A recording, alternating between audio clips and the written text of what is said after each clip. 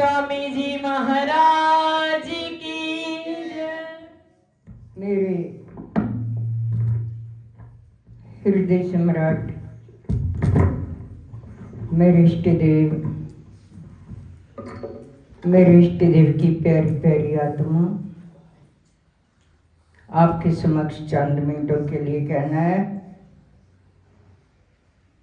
कि आज बहुत ही खुशनसीबी का दिन हमें हासिल हुआ है। हमें श्री महाराज जी के चरणों में नया साल मनाने का मौका मिला है। तो ये बहुत हर्ष की बात है, खुशी की बात है। जिसको भी महाराज जी के चरणों का आशीर्वाद मिल जाता है, तो आज हम 2026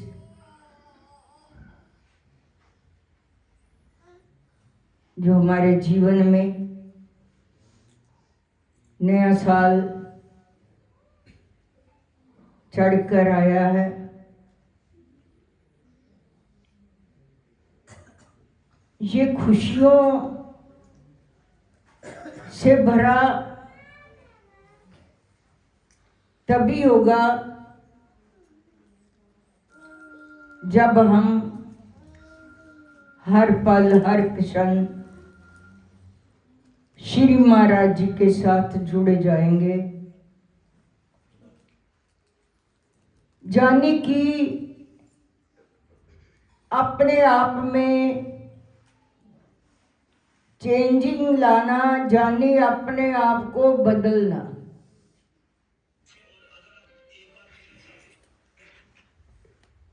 पिछले साल भी देखना अपने आप को है कि मेरे से क्या क्या ऐसा कोई कर्म तो नहीं हुआ जिससे किसकी हृदय को तकलीफ हुई हो, कोई हृदय अशांत हो गया हो, कोई ऐसा तो नहीं हुआ मेरे से कर्म। यदि हुआ है तो उसकी क्षमा याचना करनी चाहिए। और जो ये साल हमारी जिंदगी का है, इसमें कोई ऐसा कर्म नहीं होना चाहिए, क्योंकि क्षमा करना ये सबसे बड़ा धर्म बनता है कि अपने शब्दों पर, अपने व्यवहार पर ये विचार करना कि मेरा व्यवहार जो है वो कैसा है, मैं जो भाषा बोल रहा हूं वो कैसी है। तो इसमें यदि उसका जिक्र होना चाहिए तो फिक्र तो अपने आप ही समाप्त हो जाएंगे। नए साल में हमने जो संकल्प लेना है कि मैं फिक्र क्यों करूं। छोटा बच्चा होता है ना, वो माता पिता के सहारे होता है। माँ को पता होता है मैंने बच्चे को इस क्षण में दूध देना है, भोजन देना है, जब बच्चे के स्कूल की तैयारी करनी है, जब उसको क्या क्या कार्य कराना है, वो माता पिता के आश्रय पर बच्चा होता है। बच्चा निश्चिंत होता है। या तो ऐसा अपना जीवन बना लीजिए कि हम अपने आप को एक बच्चे के तुल्य, कि मैं तो महाराज जी का बच्चा हूँ, मेरा कर्म है जिक्र करना। जैसे बच्चा माँ क्या करती है, बच्चे को 2-4 खिलौने देकर बिठा लेती है। आजकल तो भाई बहुत अच्छा कार्य बन गया मोबाइल का।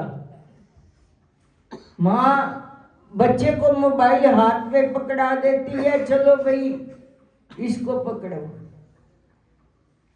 लेकिन इसके पीछे ये नहीं समझ आता माँ को कि मैं बच्चे को मोबाइल तो दे रही हूँ, इसके पीछे कुछ और भी है। हम बच्चे के अपनी शांति के लिए, कि बच्चे से मेरे को तकलीफ ना हो, उसके हाथ में मोबाइल दे दिया, लेकिन बच्चे की तकलीफ को समझा नहीं कि बड़ा होकर यदि अभी से मोबाइल की आदत पड़ गई तो बड़े होकर जब बच्चे क्या करेंगे। तो जब बच्चे को खिलौने 2-4 माँ दे देती है, जब खिलौनों से बच्चा उब जाता है, वो कहीं पर भी हो, वो थोड़ा सा चिल्लाना शुरू करे, माँ कहीं पर भी हो, माँ को पता चल जाता है मेरा बच्चा रो रहा है, तो फौरन जाकर अपने बच्चे को उठाती है, अपनी छाती से लगाती है। इसी तरह से ईश्वर की ओर से हमको जो भौतिक चीजें वस्तुएं मिली हुई है, लेकिन जब इनमें से हमको वो आनंद नहीं मिलता, वो रस नहीं मिलता, हम उसको पुकारते हैं, इतनी जोर से पुकारते हैं, तो वो भी हमारी पुकार सुनकर हमारे पास आ जाएगा।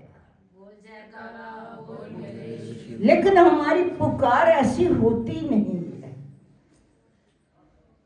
ये चीजें तो अपने आप मिल जाएंगी।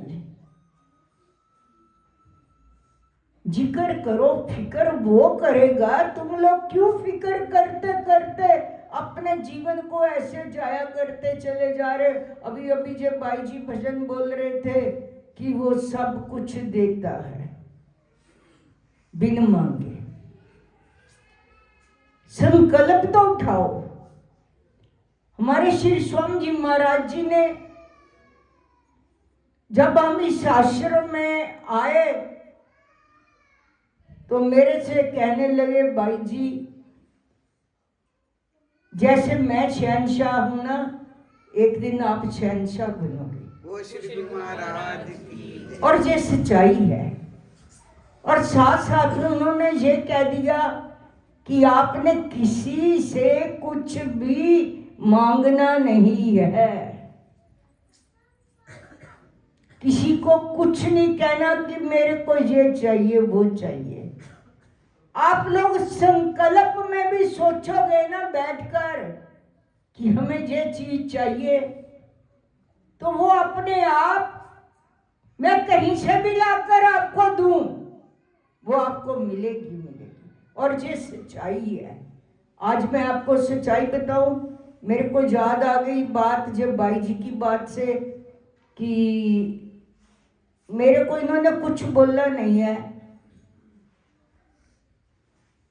कि आज हमें क्या चाहिए। घर में बच्चे हैं, कई बार सोच में पड़े जाते हैं कि भाई जी से बोले या ना बोले कि हमें क्या चीज चाहिए। शाम का टाइम हुआ, यहाँ आश्रम में बेल बजी, गेट खोला गया, एक शख्स आया जिसको जो बच्चे नहीं जानते थे, हम लोग नहीं जानते थे, और रिक्शा पर उसने 1 क्विंटल चीनी का बोरा रखा हुआ और 5 किलो देसी घी रखा हुआ। वो श्री गुरु महाराज की जय। और ये पूछने लगे कि आप कौन हैं। तो मेरे को इन्होंने आकर बताया कि एक शख्स आया है, लेकिन हमें नहीं पता वो कौन है। लेकिन भाई जी आपको एक बात बताई। मैंने क्या कहते हैं कि हमने आपको आज बोलना था, हमारे को चीनी चाहिए। लेकिन हमें क्या खबर थी, हमने बोला 2-4 किलो भाई जी को बोल देंगे चीनी, क्योंकि हमारी भी आदत है चीनी लेते तो बोरी लेते हैं, बार बार थोड़ी लेनी है। तो इन्होंने मेरे को बोलना ही नहीं है, शर्म करके कहने लगे हमने आपको बोलना था, आज चीनी भी खत्म है, घी देसी भी खत्म है, और जो शख्स आया है हमें तो पता नहीं कौन आया है, किसने चीनी भेजी है, समझ में नहीं आता। उसको बुलाया कमरे में, मैंने कहा आप कहाँ से आए हो, मेरे को तो पता नहीं आप कौन हो। तो कहने लगे कि मैं होशियारपुर के पास हमारा गांव है, मेरा भतीजा इटली में रहता है, इटली से मुझे आज फोन आया कि बाई जी को जाकर 1 क्विंटल चीनी देकर आओ, 5 किलो घी देकर आओ। वो सेवक है, उन्होंने अपने चाचा को फोन लगाया, कहाँ इटली, कहाँ इंडिया, कहाँ चाहिए था। श्री स्वामी जी महाराज जी ने कहा उसके हृदय में बसकर ये फोन करा दिया। उसी वक्त जब वो आया और उसने कहा, और भाई जी ने भी मेरे को बोला आज घी भी नहीं था, आज चीनी भी नहीं थी, आंखों में आंसू आ गए। ऐसे मेरे दयालु पिता परमात्मा, जिसका आप लोग भी जिक्र करो, फिक्र कौन करेगा, यदि जिक्र करोगे तो फिक्र भी वो ही करेगा। तो ऐसा प्रभु के साथ जुड़ जाओ कि हमारा सब श्वास जो है, श्वासों का ध्यान करो। जब हम भीतर सांस लेकर जाते हैं उसको प्राण बोलते हैं, जब हम श्वास को छोड़ते हैं उसको अपान बोलते हैं। प्राण में अपान का लय हो जाना, और जब सांस में कितनी बार जाप हो जाए उसको जपा जाप बोलते हैं। जब भी आप अभ्यास पर बैठो, अपने श्वास पर ध्यान लगाओ। इतना धीरे धीरे सांस पूरा आपके अंदर चला जाए, जब छोड़ो और सारे फेफड़े जो है, सांस जो हवा जो गंदी है वो बाहर निकल जाए, और साथ साथ में प्रभु सिमरन करिए। ये होता उसका जिक्र करना। इस बात को आप बार बार दोहराइए तो देखिए, जो श्री महाराज जी की ओर से जो जितने भी उनके शिष्य हैं वो सबको ये आशीर्वाद देते हैं कि तुम संकल्प करो, आपका हर संकल्प पूरा मैं करूंगा।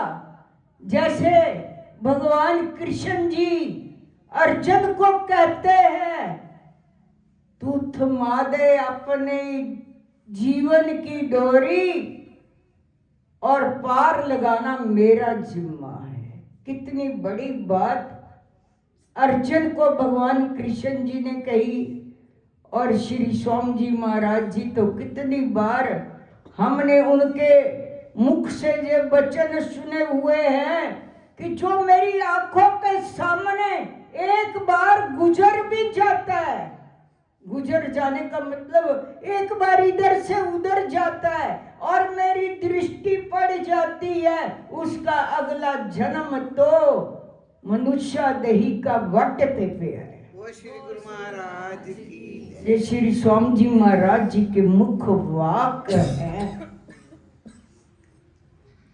जो हमारी कानों में आज भी गूंजते हैं। जिन्होंने भी श्री स्वामी जी महाराज जी का प्यार पाया, आज हम उनकी बातें आपसे शेयर करते हैं। इसका मतलब जो महाराज जी की तरफ से ही आपके साथ शेयर किया जा रहा है कि आप भी ऐसे गुरु महाराज जी के इतने प्रेमी अनुरागी बन जाओ, आपके रोम रोम में वो शब्द का आभास हो, उच्चारण हो, जब भी चलो उठो बैठो सो जागो, एक वो शब्द आपके भीतर गुंजायमान हो जाए। जैसे आपने सुना है कि एक बार किसी फकीर ने भंडारा किया, भंडारे में सभी लोग आए और भंडारे के जो संचालक थे, जो भंडारा कर रहे थे, जो राशन बना रहे थे, जिन्होंने प्रसाद बांटना था, वो टाइम को देख रहे हैं। तो एक शख्स महाराज जी से जाकर कहने लगा, महाराज जी क्या बज गया, क्या बज रहा है? तो महाराज जी कहने लगे 1 बज रहा है। वो शख्स वापस चला गया। थोड़ा टाइम हुआ, फिर आ गया। आधे घंटे के बाद, महाराज जी क्या बज रहा है? महाराज जी कहने लगे 1 बज रहा है।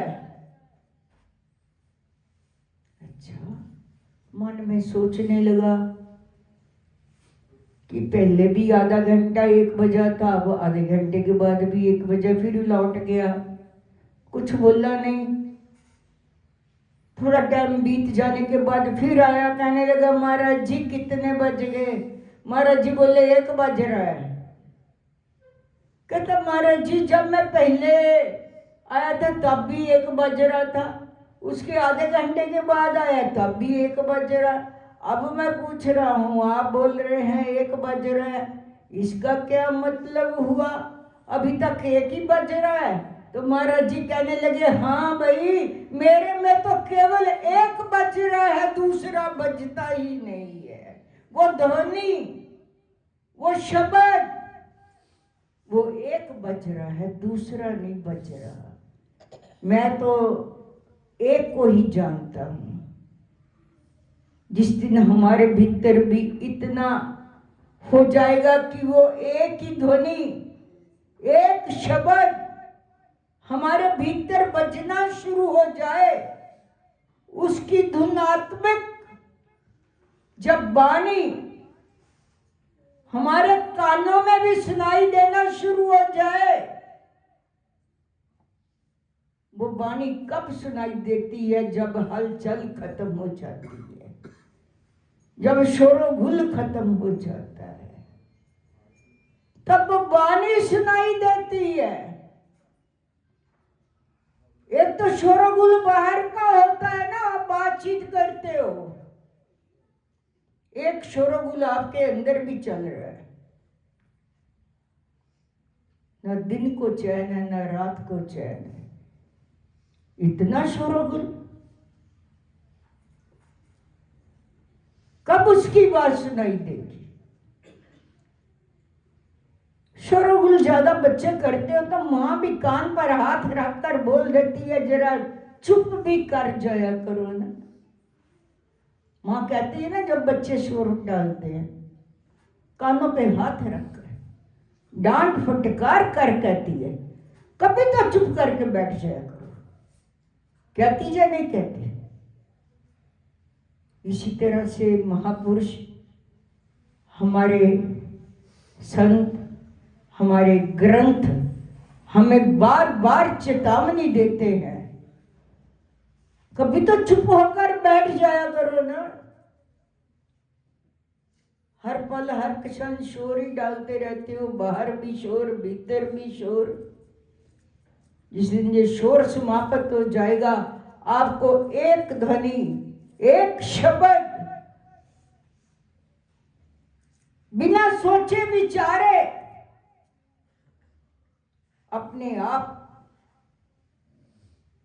उसकी धुन आपको भीतर से सुनाई देगी। जो शांति का मुकाम है। अशांत हृदय को शांत करके जब उस मुकाम पर आप पहुंच जाओगे, आपके भीतर भी एक ही बचने लगेगा। फिर देखिए, जीवन का एक आनंद ही और होता है। तो ऐसे आनंद को पाना है।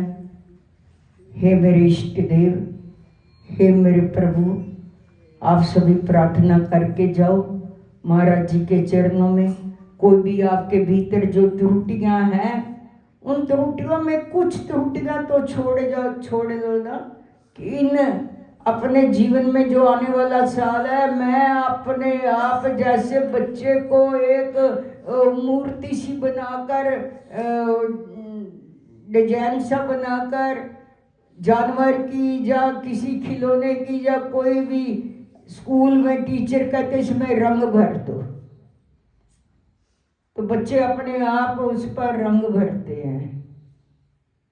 तो आपने खुशियों के रंग भरने हैं, आपने भरने हैं। माँ हाथ पकड़कर भी इसमें रंग कहती, यहाँ रंग जे भरो, यहाँ रंग जे भरो, यहाँ रंग जे भरो। हम कहते यहाँ रंग खुशी का भरो, अशांति का नहीं, शांति का भरो, सेवा का भरो, पवित्रता का भरो। कितने रंग हैं हमारे जीवन में जो हमें सुखमयी बनाते हैं, जो आनंदमयी बनाते हैं। अपने जीवन में ये धारणा करके जाओ कि अब मैं अपने हृदय को जो भी नकारात्मक विचार है उनको निकालकर सकारात्मक विचारों को अपने हृदय में धारण करूंगा और पवित्रता लाऊंगा, पवित्रता लाऊंगा। जो दूषित विचार है, पता तो चल ही जाता है मेरे भीतर दूषित विचार चल रहे हैं, मेरे भीतर क्रोध है, मेरे भीतर लोभ है, मेरे भीतर मोह है, मेरे भीतर अहंकार है, मेरे भीतर ईर्ष्या है। इनको निकाल दो भी साथ साथ में। अब श्री स्वामी जी महाराज जी आपके चरणों में प्रार्थना है, जो जितने भी दूषित विचार हैं उन दूषित विचारों से हमको बचा लो। नए रंग हम अपने जीवन में भरें, सेवा का रंग भरें, पवित्रता का रंग भरें, परोपकार का रंग भरें, सभी पर अपनी मित्रता का रंग भरें, समाज को सुधारे, अपने विचारों को सुधारे, अपने परिवार को सुधारे। ऐसा जीवन में रंग भर दो मेरे गुरु महाराज जी, जो हमेशा हमेशा के लिए मेरा जीवन जो है वो रंगीन बन जाए। बोल श्री गुरु महाराज की जय, बोलो श्री स्वामी जी महाराज की